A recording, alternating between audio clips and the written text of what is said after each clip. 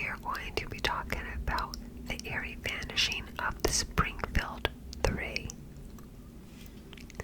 This story takes place not on the open ocean, not in a faraway country, but in a quiet neighborhood in the American Midwest. A small house on a residential street. The kind of street where people mow their lawns on Saturday mornings and wave to each other across the fence. On the night of June 6th, 1992, two teenage girls celebrated their high school graduation. They went to parties. They left with friends. They made plans for the next morning. A water park, sunshine, summer stretching out ahead of them like a gift. They decided late in the night to go back to one of their homes to sleep. And sometime between 2 in the morning and 7:30 a.m., all three women in that house simply vanished.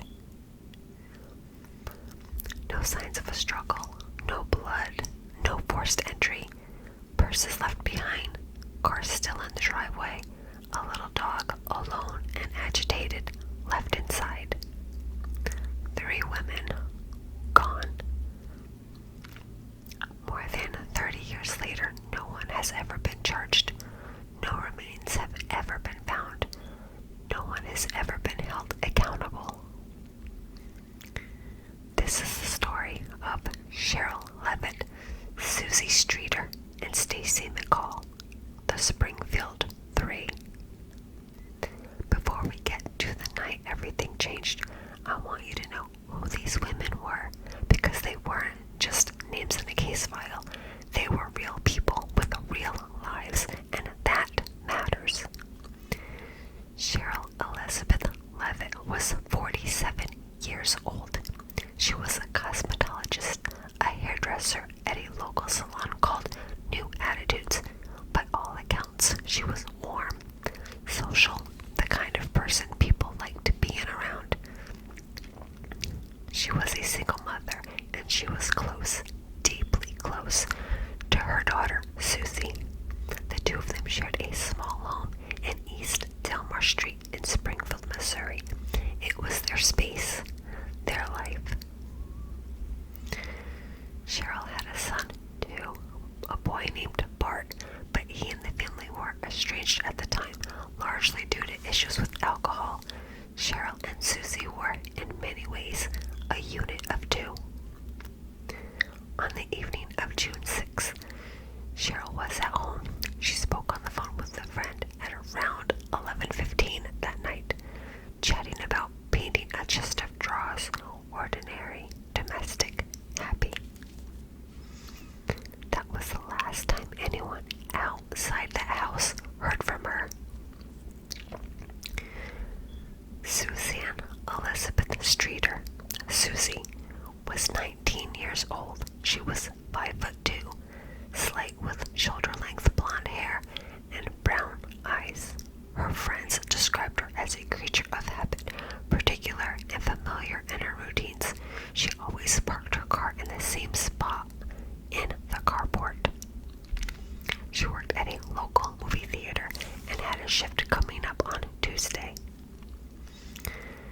She also had something else coming up, something significant. She had recently given a statement to police about a crime committed by her ex-boyfriend. She was, in some accounts, expected to testify. We'll come back to that. Stacy Kathleen McCall was 18 years old. She was Susie's best friend, long, dark, blonde hair, blue eyes, a dimple in the middle of her chin. She was scheduled to go to work at the Springfield Gymnastics Center the next morning, June 8th. She had promised her mother she would call. Stacy's mother, Janice McCall, would spend the next 30-plus years waiting for answers. In a 2017 interview, Janice said, "I expected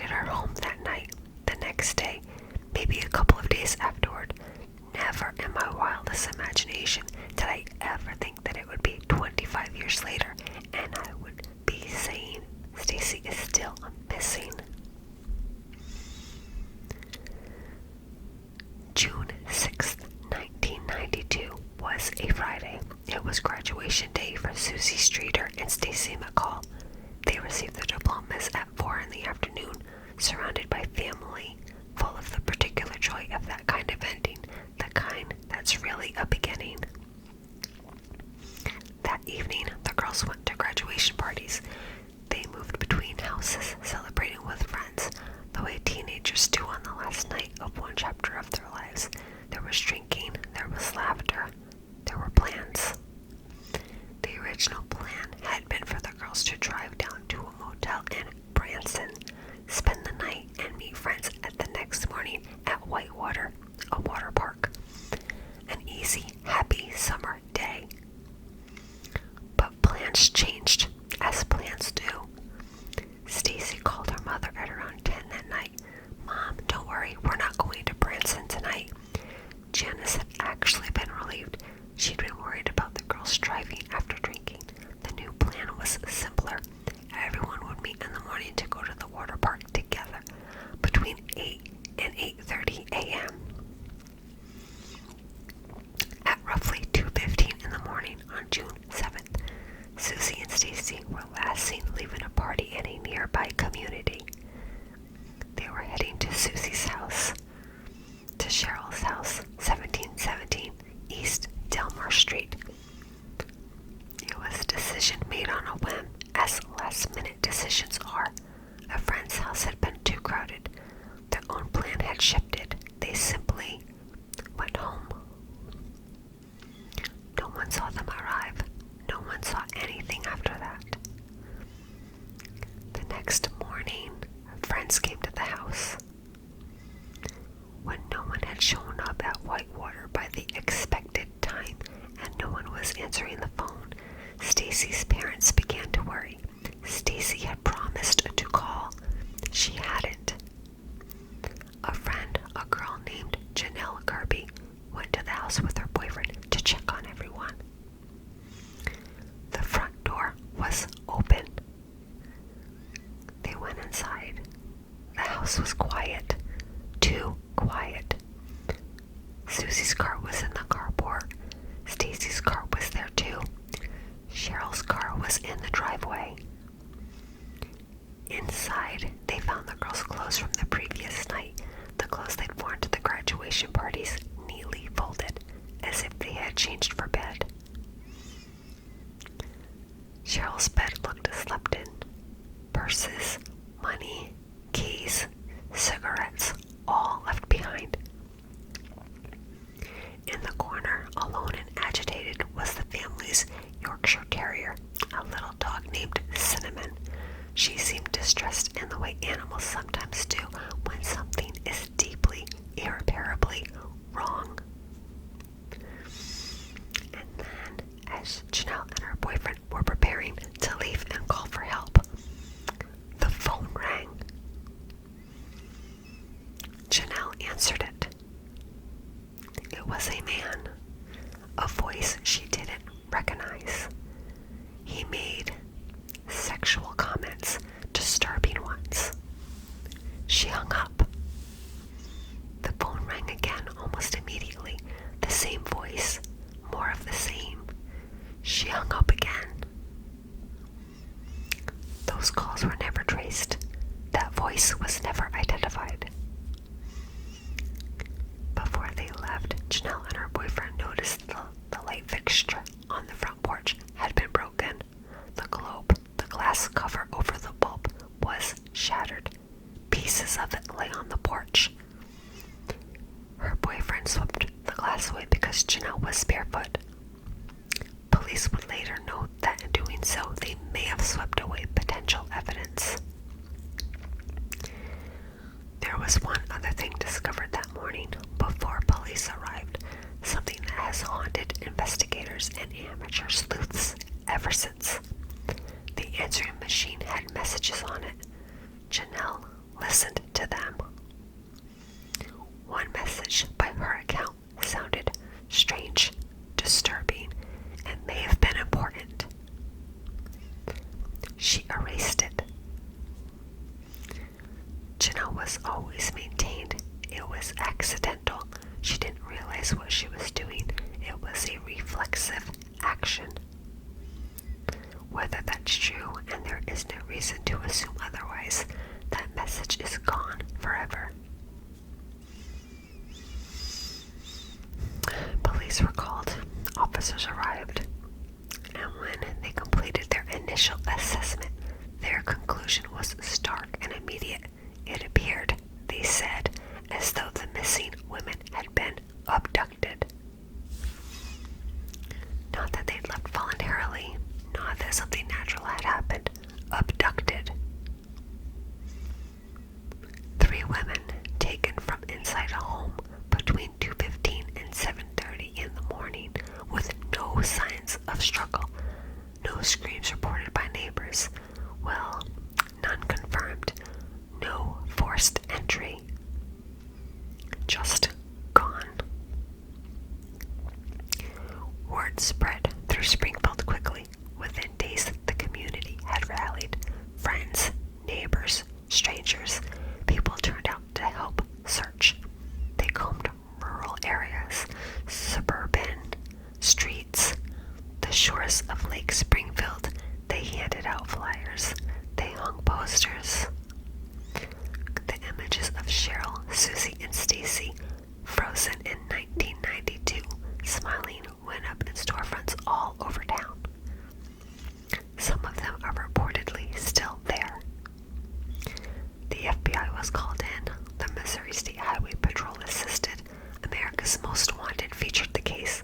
Tips began flooding in, and over the following years, they would number in the thousands, more than 5,000 tips eventually. None of them led to an arrest. In the immediate aftermath, police focus on the people closest to the women. It's always where investigations start, the inner circle first. Cheryl's estranged son, Bart Streeter, was questioned. He had a difficult history: alcoholism, conflict with his mother and sister. He was cooperative with investigators. He said he had been drinking heavily the night of June 6th and passed out. He passed a polygraph test. He was not considered a suspect. Then there was Susie's ex-boyfriend.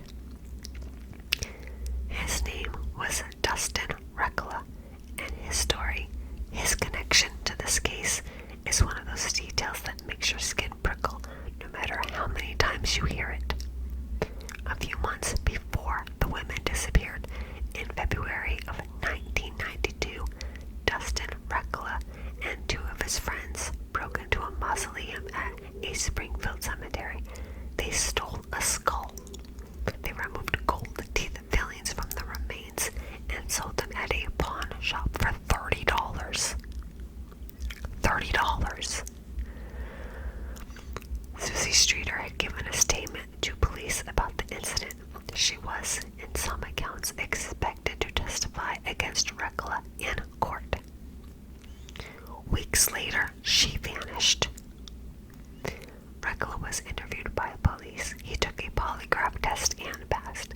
He and his friends cooperated with the investigation and provided alibis. He was not formally charged in connection with the disappearances, but his name has never fully left the conversation. There was another detail that drew attention early on, and that detail was a van. Witnesses reported seeing a green van in the area around the time of the disappearances. One witness claimed to have seen a young woman matching Susie's description inside a van at around 6:30 in the morning on June 7th. The woman appeared distressed, as though she was being directed by a man in the back of the vehicle. Other witnesses reported hearing screeching tires and a girl screaming in the early hours of June 7th. The van was never found. The witnesses could never provide enough detail to trace it. In 1993, investigators began searching specific rural sites based on tips. 40 acres in Webster County, a hog farm, areas near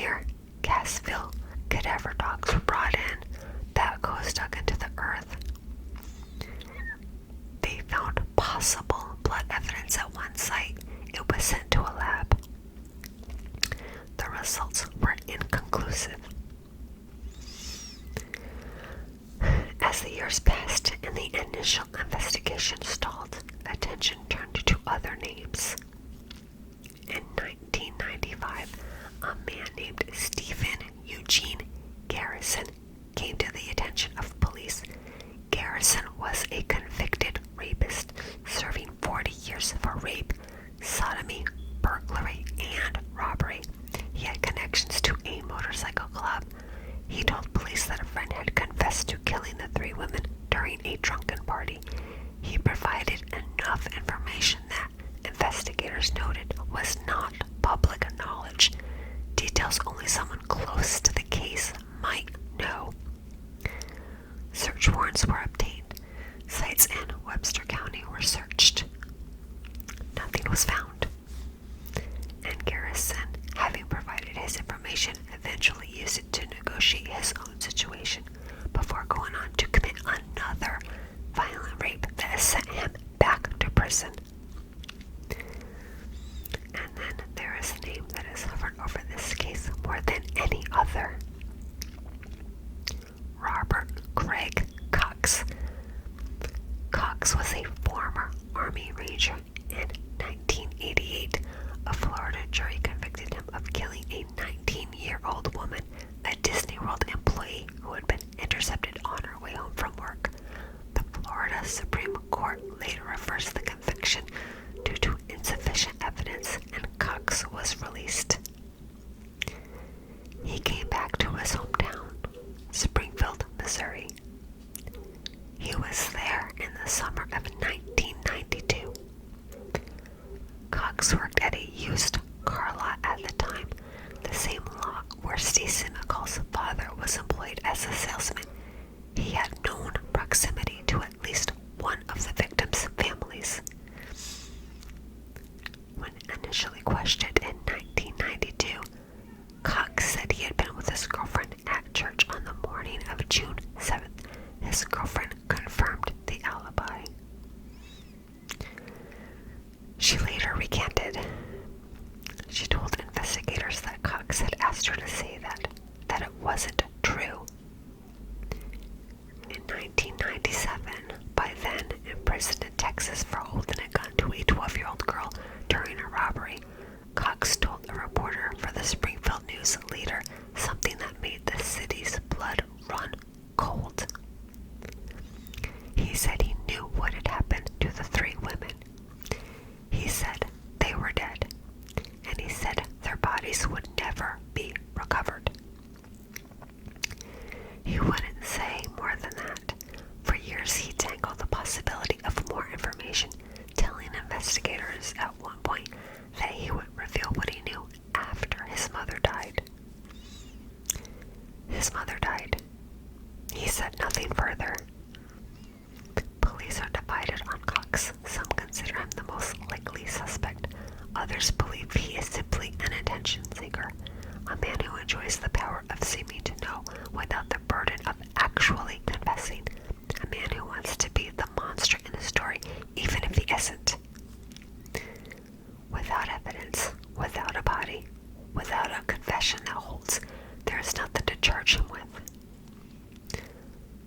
Cox is currently serving a life sentence in Texas for his other crimes.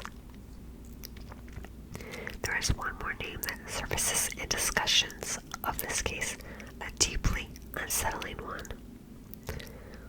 Larry Dwayne Hall was a convicted serial killer who traveled across the Midwest attending Civil War historical reenactments. He is believed to have abducted, assaulted, and murdered dozens of girls and women during his travels. Wilson's Creek National Battlefield, a Civil War site, is located just 5 minutes from the house on East Delmar Street. On June 6, 1992, the day before the women disappeared, there were Civil War battle reenactments in Pleasant Hope, Missouri, 30 minutes north of Springfield. Hall at one point confessed to killing the Springfield Three. He later recanted. He has never been charged in connection with their disappearances. In 2007,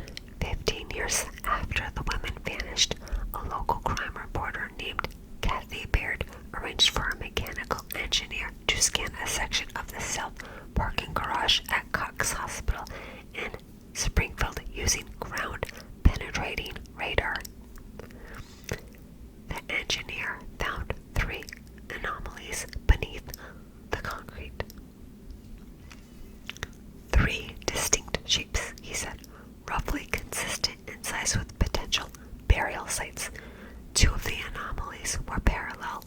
One was perpendicular. 3 anomalies. 3 missing women. Springfield police reviewed the findings and dismissed them as not credible. They noted the tip lacked substantive evidence they declined to excavate. The parking garage still stands. The concrete has never been broken. There is no way to know if anything lies beneath it. On December 31st, 1992, New Year's Eve, a man called the America's Most Wanted tip hotline. He said he had information about the Springfield Three. Police believed, based on what he said, that he had what they described as prime knowledge of the abductions. The switchboard operator attempted to transfer the call to Springfield investigators. The line went dead. Police made public appeals for the man to call back. He never did.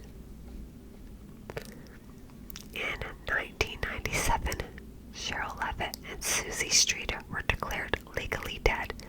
Their case files, however, are still officially listed as missing persons cases, not homicides. Missing. Stacey McCall has never been declared dead. The Springfield Police Department has, over the decades, presented the case to panels of criminal justice experts, reorganized the case files, and worked with the FBI and the National Center for Missing and Exploited Children. They have received and processed more than 5,000 tips.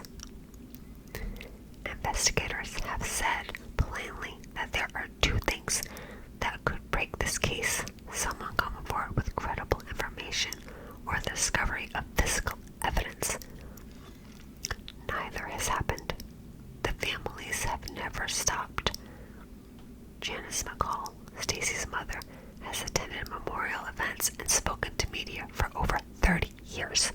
She has kept her daughter's name alive in the public consciousness with a quiet, stubborn, heartbreaking persistence. Stacy's mother still waits for a phone call. I keep coming back to the broken porch light. The glass globe shattered on the front porch of 1717 East Delmar Street. It's such a small detail in a case full of unanswered questions, but it sits with me. The light was intact.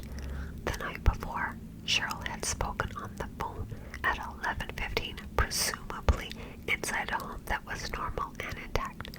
Sometime between then and when the friends arrived in the morning, someone broke that light. Maybe it was broken in a struggle. Maybe it was broken deliberately to plunge the porch into darkness before whoever was there knocked on the door. Maybe it was broken in an entirely innocent way and means nothing at all. We don't know. That's the thing about this case that makes it so relentlessly difficult to sit with. There are these fragments: the broken light, the erased message, the strange phone calls, the man on New Year's Eve who knew something, and none of them connect into a complete picture. 3 women on a warm summer night in Missouri, a graduation, a change of plans, a house that should have been safe, and then nothing. The name the Springfield Three has become shorthand in true crime communities for a particular kind of anguish, not just the mystery of what happened, but the injustice of no one ever being held responsible, of families who have lived 30 plus years without answers, without remains to bury, without a grave to visit. Cheryl Levitt would be 80 years old today. Susie Streeter would be 52. Stacey McCall would be 51. If you have any information about the disappearance of Cheryl Levitt, Susie Streeter, or Stacey McCall, please contact the Springfield Police Department.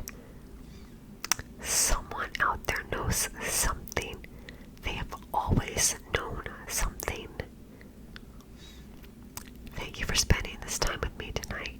These stories are heavy, and I don't take lightly the fact that you trust me with your quiet hours. I hope, as always, that you're somewhere safe and warm. Please take care of yourselves. Sleep well.